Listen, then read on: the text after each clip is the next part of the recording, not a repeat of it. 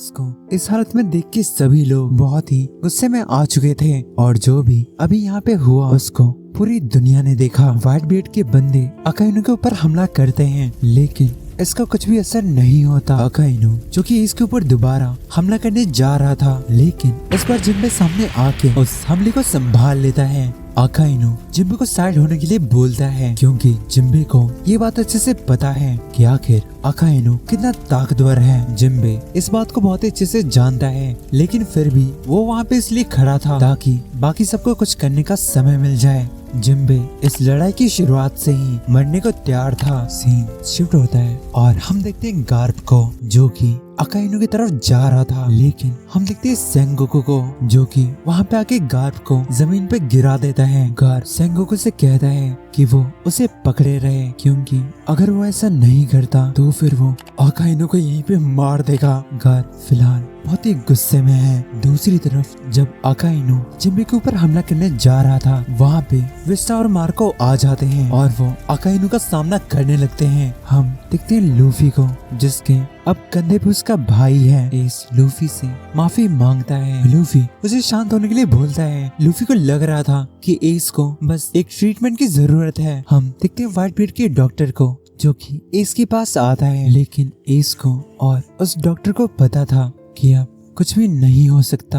Luffy S से गुस्से में था क्योंकि उसने एक वादा किया था कि वो नहीं मरेगा। एस साबो को याद कर रहा था अगर बचपन में साबो एस के पास नहीं होता तो फिर एस बचपन में ही अपनी जिंदगी से हार चुका होता। कोई भी एस को पसंद नहीं करता था और वो भी बस इस वजह से कि वो गोल्ड रॉजर का बेटा था। एस लूफी से ये भी कहता है कि अगर वो दादान से मिलता है तो फिर उन्हें वो बताए कि एस अपने आखिरी समय में भी उन्हें याद कर रहा था। एस बस एक बात से दुखी था कि जब लूफी का सपना पूरा हो चुका होगा तब एस उसे देखने के लिए वहाँ पे नहीं होगा और इस चीज के अलावा उसकी लाइफ में कोई भी और रिग्रेट नहीं है। एस को कभी फेम नहीं चाहिए था। उसे बस इतना ही जानना था कि क्या सच में उसे कभी पैदा नहीं होना चाहिए था। एस लूफी से कहता है कि वो उसकी बात को ध्यान से सुने और वो ये बात हर किसी को बताए जो भी वो उससे कहने वाला था। अभी सीन शिफ्ट होता है और हम देखते हैं व्हाइट बीयर्ड को। उसे एस के साथ अपनी पहली मुलाकात याद आ रही थी। व्हाइट बीयर्ड उस समय पे रो रहा था। हम देखते हैं एस को जो कि लूफी से कह रहा था कि वो बचपन से ही एक टूटा हुआ इंसान था जिसे लोग उसके पापा के नाम से हमेशा एक डेविल का बेटा कहते थे। लेकिन इन सब के बाद भी उसके लाइफ में कुछ ऐसे लोग मिले जिन्होंने उसे अपना फील कराया और एस इस चीज का बहुत ही शुक्रगुजार है। एस उस समय पे बहुत ही इमोशनल था और यही वो समय था जब एस लूफी के सामने अपना दम तोड़ देता है। लूफी के मन में एक बचपन का सीन याद आ रहा था जब उसे एक बार लग रहा था कि एस वहाँ पे मर चुका है। तब वो उस समय बहुत ही रो रहा था लेकिन उस समय एस ने उसे मार के चुप करा दिया था और उसने लूफी से वादा किया था कि वो कभी भी नहीं मरने वाला। वो अपने एक रोतड़ू भाई को ऐसे छोड़ के नहीं जा सकता। बैक इन प्रेजेंट जब एस लूफी के सामने ऐसे पड़ा हुआ था लूफी एस को ऐसे देख के वहाँ पे चीख चीख के रो रहा था और साथ ही साथ व्हाइट बीयर्ड के सारे बंदे भी वहाँ पे रो रहे थे। हम देखते हैं लूफी को जो कि इस सदमे से बहुत ही टूट चुका है। लूफी के मुंह से अब खून भी निकल रहा था। हम देखते हैं अकाइनो जो कि लूफी को इस हालत में देख के उसको मारने के लिए उसकी तरफ बढ़ रहा था। खैर उस हमले को रोकने के लिए मार्को खुद उस हमले के सामने आ जाता है। वो जिम्बे से कहता है कि वो लूफी को उठा के वहाँ से भागे क्योंकि अगर वो लोग इसके भाई को भी नहीं बचा पाते तो फिर ये व्हाइट बीयर्ड पायरेट्स के लिए बिल्कुल एक शर्म की बात होगी।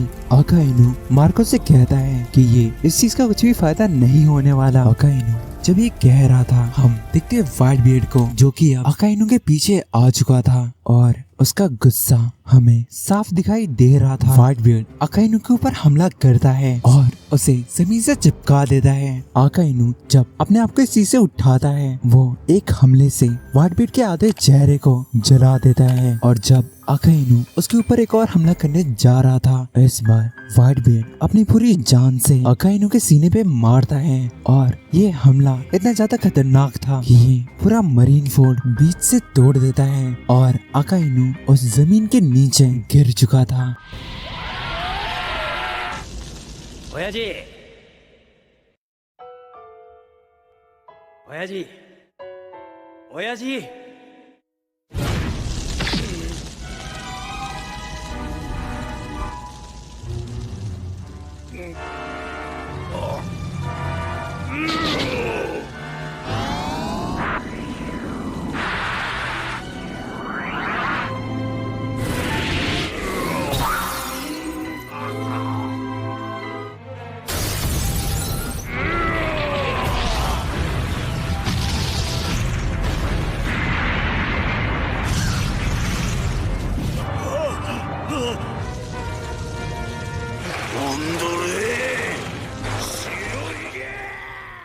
इस हमले के साथ व्हाइट बीयर्ड अपने आप को बाकी साथियों से अपने आप को अलग कर चुका था और अब ये वही समय था। व्हाइट बीयर्ड के सारे साथी लोग अपने शिप के ऊपर चले जाते हैं और वो लोग अब मरीन फोर्ट को छोड़ के जा रहे थे। तभी सभी लोग एक अजीब सी चीज को नोटिस करते हैं। एक बहुत बड़ा सा जायंट मरीन फोर्ट के पीछे आ चुका था और सिर्फ वही नहीं, हम देखते हैं बहुत से लोग उस एग्जीक्यूशन प्लेटफॉर्म के ऊपर बैठे हुए थे। सेंगोकू, डोफ्लामिंगो और व्हाइट बीयर्ड उन्हें पहचान चुके थे और वो लोग कोई और नहीं बल्कि ब्लैक बीयर्ड पायरेट्स हैं। और अब ब्लैक बीयर्ड के साथ ये सारे लोग इम्पेल डाउन के लेवल 6 के प्रिजनर्स हैं और ये इतने ज्यादा खतरनाक पायरेट्स थे कि इनका होना इस दुनिया के इतिहास से मिटा दिया गया। इस जायंट का नाम है पायरेट सैन जुआन वुल्फ, जिसे लोग द ग्रेट बैटलशिप भी कहते हैं। और इसका नाम है एवेलो पिज़ारो, एक करप्ट किंग। इसका नाम है वेस्को शॉट, एक बहुत बड़ा सा पियक्कड़ इंसान। और इस लड़की का नाम है कैटरीना डिवोन। और हाँ, इसको तो हम लोग जानते हैं, इसका नाम है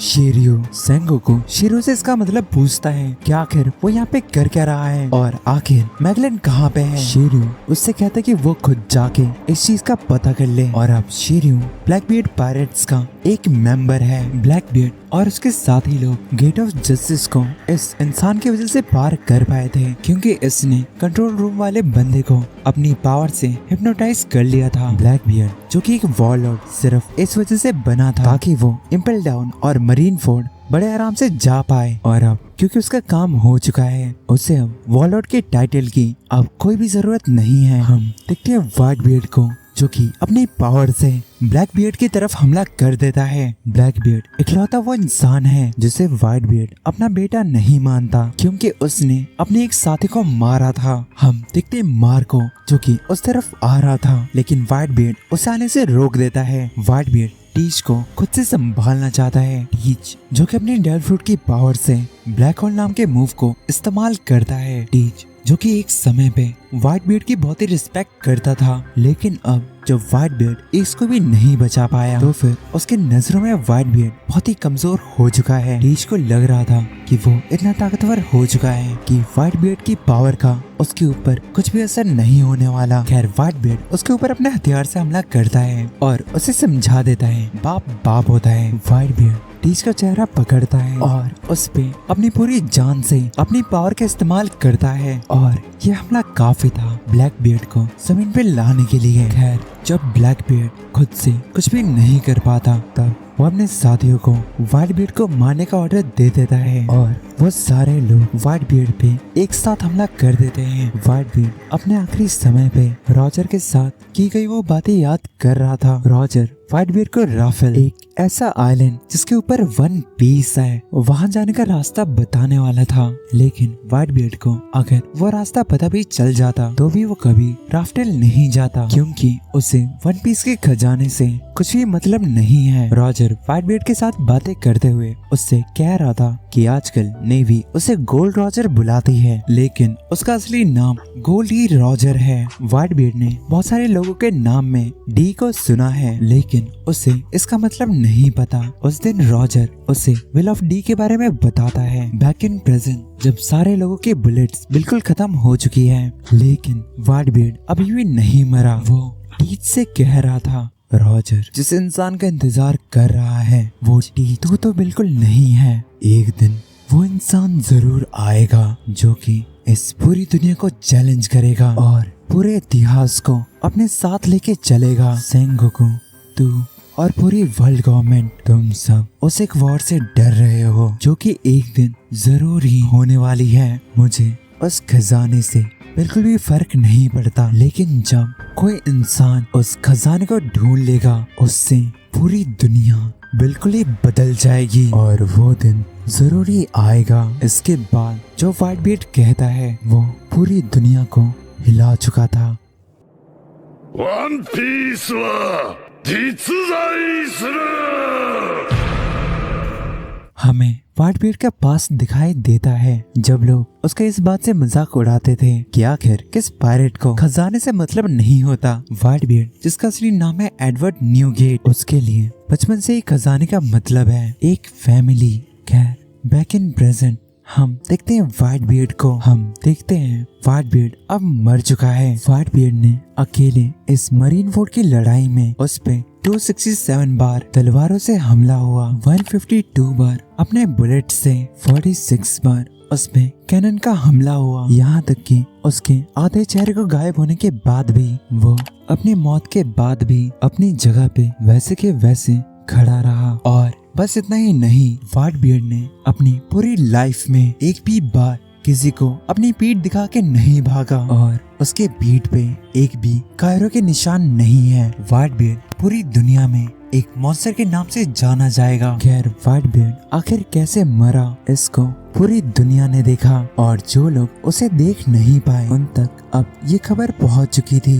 सीन शिफ्ट होता है और हम देखते हैं रेली को, जो कि वहाँ पे बैठा हुआ अपने कैप्टन के बच्चे को मरता हुआ देख रहा था।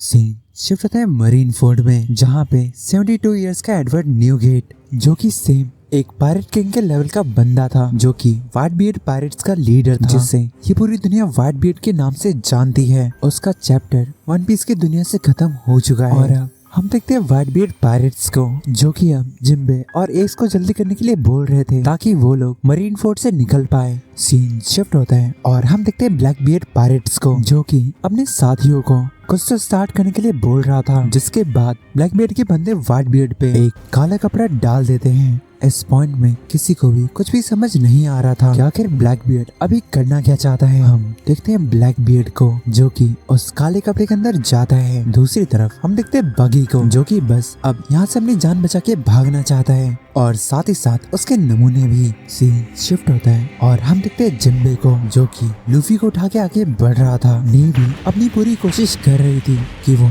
जिम्बे को वहीं पे रोक पाए। हमें कुछ दिन पहले का सीन दिखाया जाता है जब एस जिम्बे से कह रहा था कि अगर वो मरीन फोर्ट में मर जाता है तो फिर वो उसके भाई का ध्यान रखे। खैर, उस समय जिम्बे ने इससे साफ साफ बोल दिया था कि वो लूफी की मदद तब तक नहीं करने वाला जब तक वो उसे पसंद नहीं आता। बैक इन प्रेजेंट हम देखते हैं जिम्बे को, जो कि अब शिप के पास बस पहुंच चुका था और सभी लोग तैयार थे मरीन फोर्ट से जाने के लिए। लेकिन हम देखते हैं आओकी जी को, जो कि वहाँ पे आके समुद्र को जमा देता है। दूसरी तरफ जहाँ पे अकाइनो गिरा हुआ था वहाँ से वोल्केनो की तरह आग निकलती है और हम देखते अकाइनो को, जो कि इतनी सारी चोटें खाने के बाद भी अभी तक नहीं मरा और वो अब जिम्बे के सामने आ चुका है। वो जिम्बे से लूफी को उसके हवाले करने के लिए बोलता है, लेकिन जिम्बे डिसाइड कर चुका है कि वो लूफी को बचा के रहेगा और जरूरत पड़ी तो अपने जान की कीमत पे भी। हम देखते हैं ईवा चान और व्हाइट बीट के बहुत सारे बंदे अकाइनो से लड़ने के लिए आगे आ रहे थे। दूसरी तरफ हम देखते हैं ब्लैक बीट को,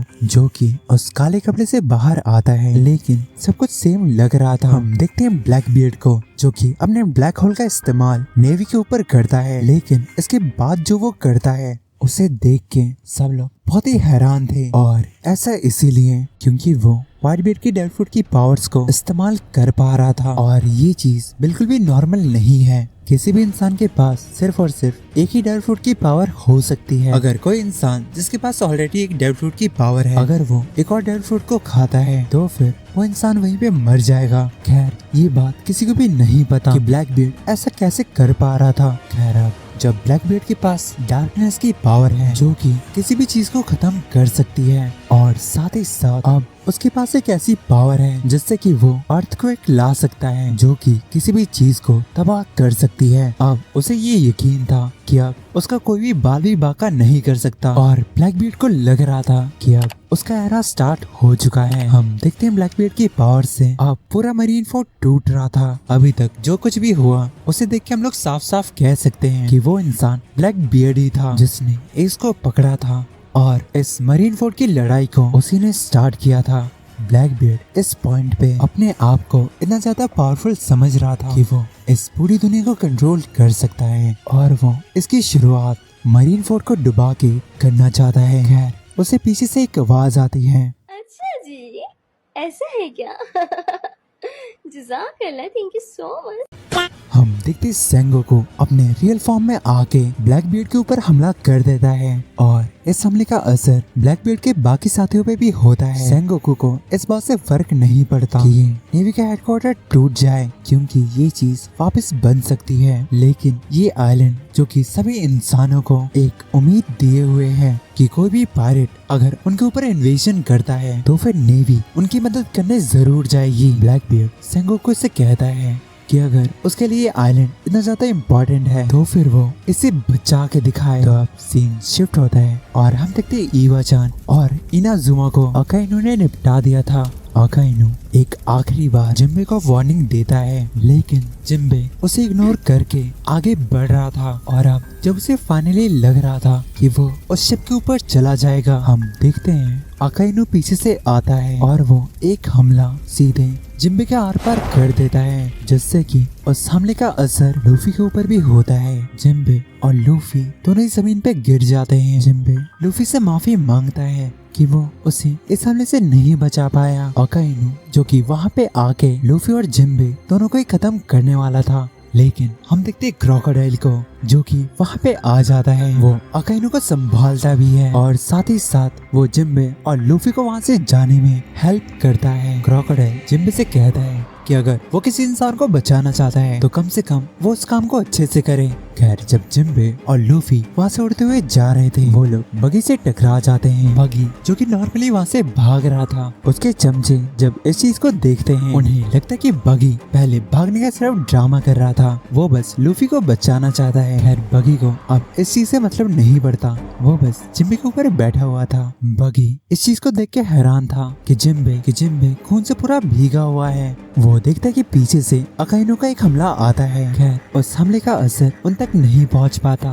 दूसरी तरफ हम देखते अकाइनु को, जिसे इस चीज की बिल्कुल भी उम्मीद नहीं थी कि व्हाइट बीयर्ड पायरेट्स लूफी जैसे एक बच्चे को बचाने के लिए वो लोग उसका सामना करने आएंगे। मार्को अकाइनु से एक बात कहता है कि वो जिस चीज को देख के लूफी से डरा हुआ है वही सेम चीज उनके लिए एक उम्मीद है, जिसकी वजह से वो लोग लूफी को यहाँ पे मरने नहीं दे सकते। और साथ ही साथ क्योंकि वो इसका भाई है, व्हाइट बीयर्ड के सारे लोग उसे बचाने के लिए सामने आ चुके थे, जो कि जिम्बे और लूफी को उठा के आगे बढ़ रहा था। और तभी उनकी नजर समुद्र पे जाती है। वो लोग देखते कि वहाँ से एक सबमरीन ऊपर आती है, उसमें से एक इंसान बाहर आके बोलता है कि वो लोग स्ट्राइट लूफी को लेके यहाँ पे आ जाएं। भले ही इन फ्यूचर वो और लूफी एक दुश्मन की तरह मिलने वाले हैं, लेकिन अगर लूफी यहीं पे मर जाता है तो फिर इसमें कुछ भी मजा नहीं रहेगा। हम देखते ये इंसान और कोई नहीं बल्कि लॉ है, जो कि लूफी से साबोडी में मिला था। वो जिम्बे और लूफी को आने के लिए बोलता है, वो उनकी मदद कर सकता है क्योंकि वो एक डॉक्टर है। बगी कैसे भी करके जिम्बे और लूफी को उस सबमरीन के ऊपर ले जाता है। लॉ अपने साथियों को ऑर्डर देता है कि वो लोग लूफी और जिम्बे को अंदर ले आए। वो सब वहाँ से जाने वाले थे कि तभी उनका पीछे एक बैटलशिप करने लगती है। दूसरी तरफ नेवी और व्हाइट बीयर्ड पायरेट्स आपस में लड़ रहे थे। दूसरी तरफ ब्लैकबीयर्ड के हमले की वजह से समुद्र का कुछ ऐसा हाल हो चुका था और ऐसा वो व्हाइट बीयर्ड के डेविल फ्रूट की वजह से कर पा रहा था। फिलहाल ब्लैकबीयर्ड इस चीज को एक्सेप्ट करता है कि वो व्हाइट बीयर्ड की पावर्स को अच्छे से कंट्रोल नहीं कर पा रहा, यहाँ तक कि उसके साथी को डर था उनके पैरों के नीचे की जमीन को भी खत्म ना कर दे। खैर ब्लैकबीयर्ड अपने आप को बहुत ही पावरफुल समझ रहा था। ब्लैकबीयर्ड जो अर्थक्वेक अभी लाया था उसकी वजह से पूरे समुद्र में सुनामी जैसा हाल हो चुका था और उसी में से एक लहर साबोडी के पास जाने वाली थी और इसी वजह से वहाँ के सारे लोग अपनी जगह को छोड़ के भाग रहे थे। दूसरी तरफ हम देखते पैसिफिस्टा को, जो कि व्हाइट बीयर्ड के साथियों पे हमला कर रहा था और अब जब नेवी ने एस को और साथ ही साथ व्हाइट बीयर्ड को मार दिया है, लेकिन इसके बाद भी मरीन फोर्ड की ये लड़ाई रुकने का नाम नहीं लेती। यही वो बात थी जो कि कोबी को अंदर ही अंदर तोड़ रही थी। नेवी उस समय हर एक पायरेट को खत्म करना चाहती थी। अकाइनु एक के बाद एक हर पायरेट्स को मार रहा था और दूसरी तरफ ब्लैकबीयर्ड इस पूरे मरीन फोर्ट को खत्म करने की फिराक में था। हम देखते किजारू को जो कि लॉ की सबमरीन के पास आ चुका था और वो लॉ और पूरे सबमरीन पे निशाना लगा चुका था। तभी सीन शिफ्ट होता है और हम देखते कोबी को जो कि गुस्से में सभी को इस लड़ाई को रोकने के लिए कह रहा था। कोबी इस लड़ाई की वजह से अंदर से पूरा टूट चुका था। वो कह रहा था इस लड़ाई को खत्म करो। यहाँ पे हर एक ऑफिसर का एक परिवार है जो कि घर पे उनके इंतजार कर रहा होगा। हमें जो कुछ करना था उस चीज को हमने अचीव कर लिया। अभी भी यहाँ पे बहुत सारे लोग हैं जिनको समय रहता हम लोग बचा सकते हैं और अभी लड़ने का कुछ भी मतलब नहीं बनता। हम देखते अकाइनु जिसे कोबी की बातें सिर्फ टाइम वेस्ट लग रही थी, वो कोबी को मारने के लिए आगे बढ़ने लगता है। कोबी जिसके पैर कांप रहे थे लेकिन वो खुद पे प्राउड था क्योंकि वो फाइनली इतना सब कुछ बोल पाया। खैर जब अकाइनु उसे खत्म करने के लिए उसके ऊपर हमला करने जा रहा था तभी हम देखते एक तलवार को जो कि अकाइनु के हमले को रोक देती है। तो हाँ, अकाइनु के हमले को शांक्स रोक लेता है और हाँ, अब शांक्स भी मरीन फोर्ट पे आ चुका है और वो कोबी की उस बात को सुन के थोड़ा खुश था। खैर कुछ लोग मानते कि शांक्स ने अकाइनु को दूसरी जिंदगी दे दी क्योंकि जो चीज वो करने जा रहा था भले ही वो एक बार व्हाइट बीट से बच चुका था लेकिन इस बार गार उसे नहीं छोड़ता। हम देखते किजारू को जो कि लूफी के ऊपर हमला करने वाला था जो कि किजारू पे एम कर लेता है और इसके बाद किजारू की हिम्मत नहीं कि वो बैकमैन के हाके वाले बुलेट से अपनी फील्डिंग सेट करवाए। लॉ अपनी सबमरीन को नीचे ले लेता है। खैर किसी को भी समझ नहीं आ रहा था कि अचानक से शांक्स यहाँ पे कैसे आ गया। हम देखते शांक्स को जो कि आगे बढ़ते हुए उस स्ट्राइड को उठाता है जो कि लूफी से गिर गया था और वो वहाँ पे कहता है कि वो यहाँ इस वॉर को खत्म करने के लिए आया है। सारे नेवी के बंदे बहुत ही हैरान थे क्योंकि शांक्स एक दिन पहले ही काइडो से लड़ रहा था और आज वो यहाँ पे बिना किसी चोट के यहाँ पे खड़ा है। शांक्स उस स्ट्राइड को देख रहा था कि तभी उसकी नजर बगी के ऊपर जाती है और उसे वो शांक्स एक डिलीवरी वाला बना देता है। वो कहता है कि वो इस टोपी को लूफी तक पहुँचा दे। शांक्स उसे ये भी कहता है कि उसके पास एक खजाने का नक्शा है और वो उसे बगी को देना चाहता है। इतना सब सुन के बगी जल्दी से लूफी के पास जाने लगता है। शांक्स का एक साथी शांक्स से एक सवाल पूछता है। शांक्स ने लूफी को 10 सालों से नहीं देखा तो फिर क्या उसे जाके वो टोपी नहीं देनी चाहिए। शांक्स कहता है काश वो ऐसा कर पाता। उसने लूफी से एक वादा करवाया था कि जब वो एक महान पायरेट बन जाएगा वो शांक्स के पास दोबारा आए और उसे उसकी टोपी वापस करे और वो नहीं चाहता कि इस वादे को वो अभी लूफी से मिलके तोड़ दे। हम देखते आओकेजी को जो कि आइस एज से उस समुद्र को जमाने लगता है और इस चीज से बड़ी मुश्किल से लॉ की सबमरीन बच पाती है। लेकिन इसके बाद हम देखते किजारू को जो कि अपने बीम से हमला करना स्टार्ट करता है और अब इतना सब करने के बाद भी अगर लूफियन सब बच पाते हैं तो अब नेवी कुछ भी नहीं कर सकती। हम देखते हैं बोआ हांगकॉक को जब वो सबमरीन पूरी तरीके से पानी के अंदर जा चुकी है वो बस लूफी की मदद करना चाहती है। सीन शिफ्ट होता है और हम देखते हैं बगी शांक्स से लड़ रहा था क्योंकि शांक्स के पास असलियत में कोई भी खजाने का नक्शा नहीं है। शांक्स उसे बहाना देता है कि वो बहुत ही जल्दी में था। खैर बगी को पता कि ये सब सिर्फ बकवास है।